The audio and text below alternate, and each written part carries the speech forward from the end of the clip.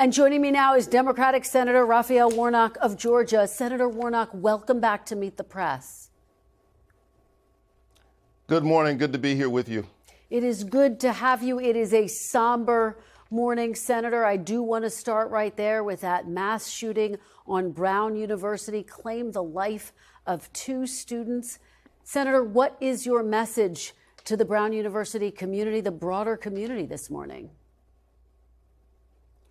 It is a somber morning indeed. And as I make my way to my own pulpit this morning, I'm going to say a special prayer for Brown University and for our nation.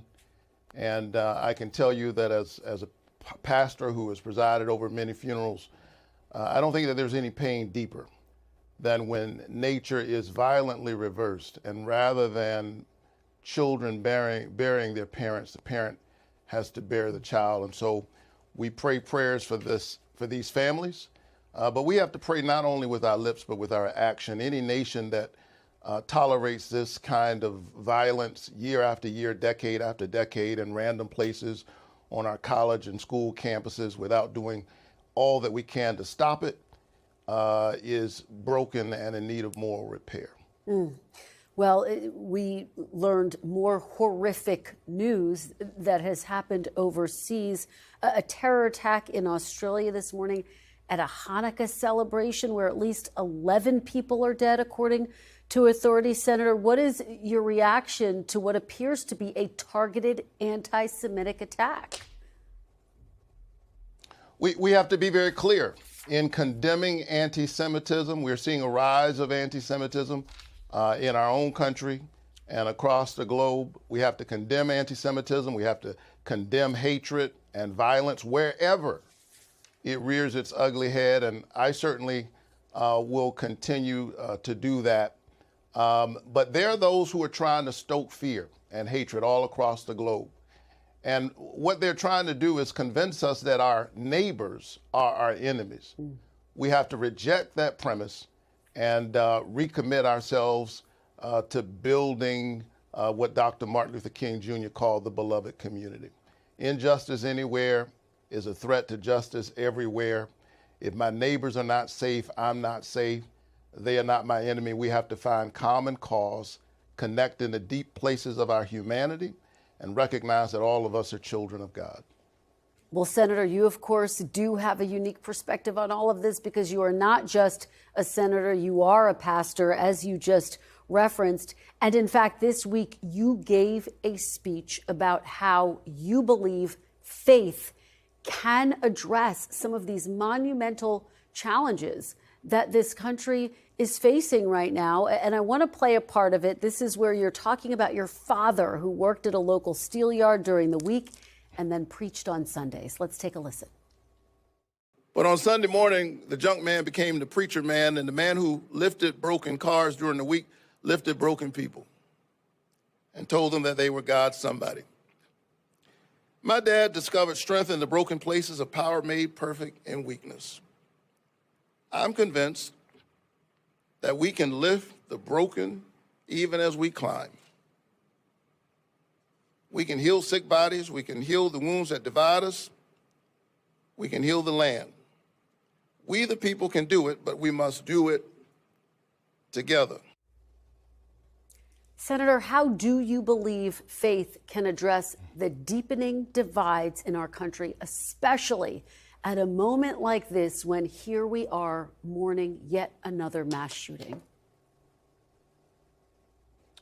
Well, I am calling on all of us to keep the faith. And I know that that's difficult in a time like this. I don't say that in any kind of sugar-coated way. I understand the depth of the tragedy that we're facing even in this moment.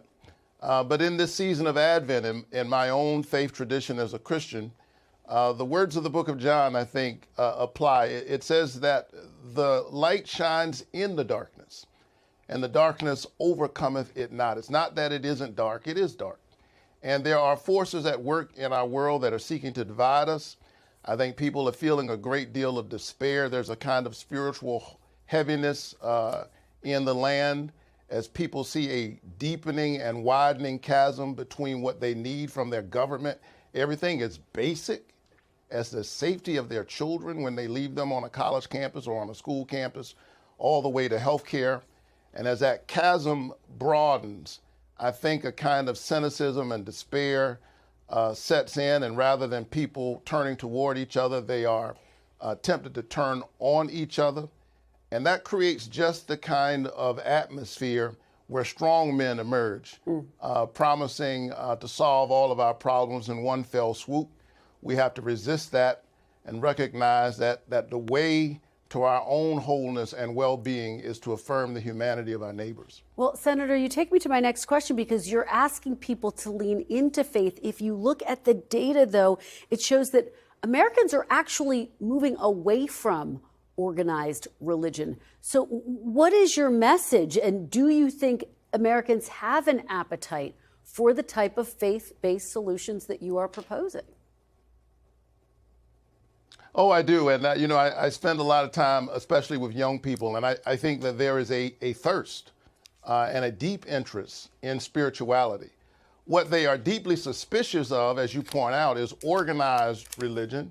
But there's a deep suspicion in American society at large with institutions in general.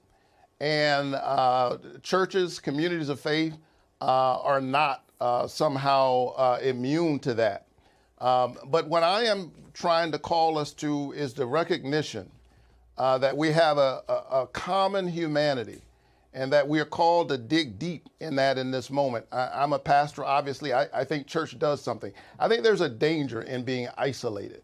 And we're seeing this in this hyper-connected world in which people feel a deep sense of loneliness, a deep sense of loss. And I'm calling on us to dig deep into our various moral traditions. I'm struck by the fact that of all the great faith religions, all of the great faith traditions have some variation of what we call the golden rule: do unto others as you will have them do unto you. You see it in Judaism, you see it in Christianity, Islam, Hinduism. People of moral courage who practice no particular faith tradition affirm that. And I think in this moment in which there are forces at work, political forces at work, trying to divide us, we have to double down on that commitment, check on our neighbors, and recommit ourselves to a future that embraces all of our children. Senator, let me ask you about something else that you said in your speech. You said, "My faith is not a weapon. My faith is a bridge." Okay. You also say, quote, "Trumpism is a plague on the American conscience." How do you square those two ideas for people?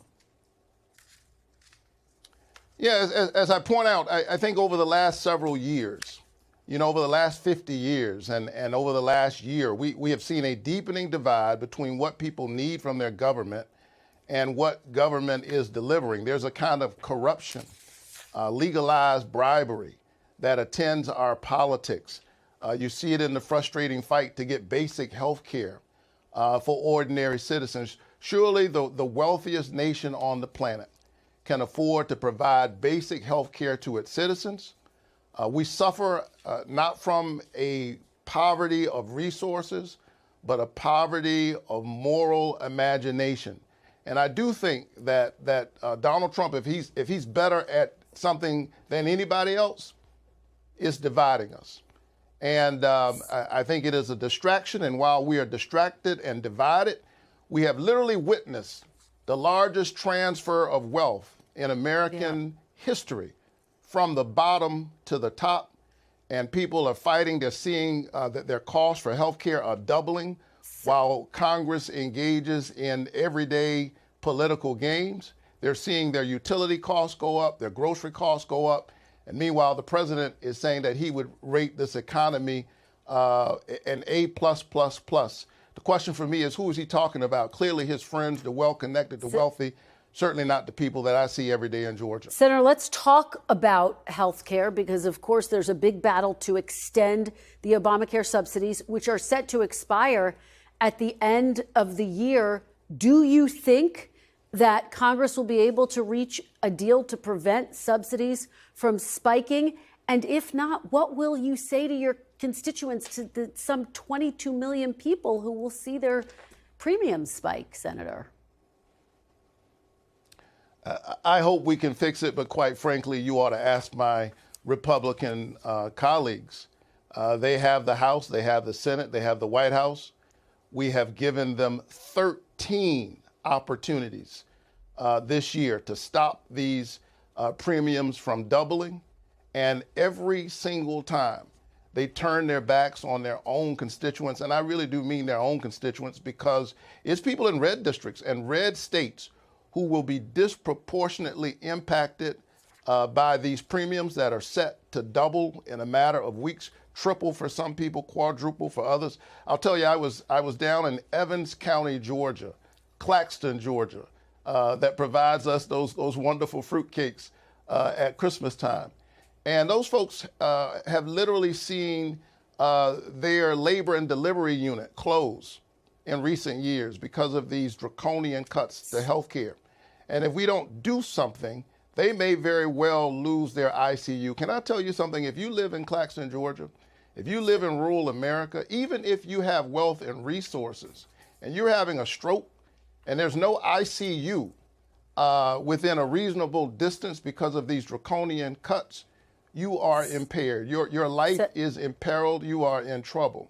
We can do better than this. Senator, quickly before I let you go, Georgia obviously shaping up to be one of the most closely watched Senate races, with Senator Jon Ossoff defending his seat there.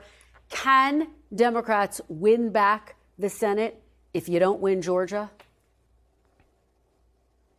Oh, we're going to win Georgia. Do you have to win Georgia? Do Democrats have to win Georgia if you want to win back the Senate?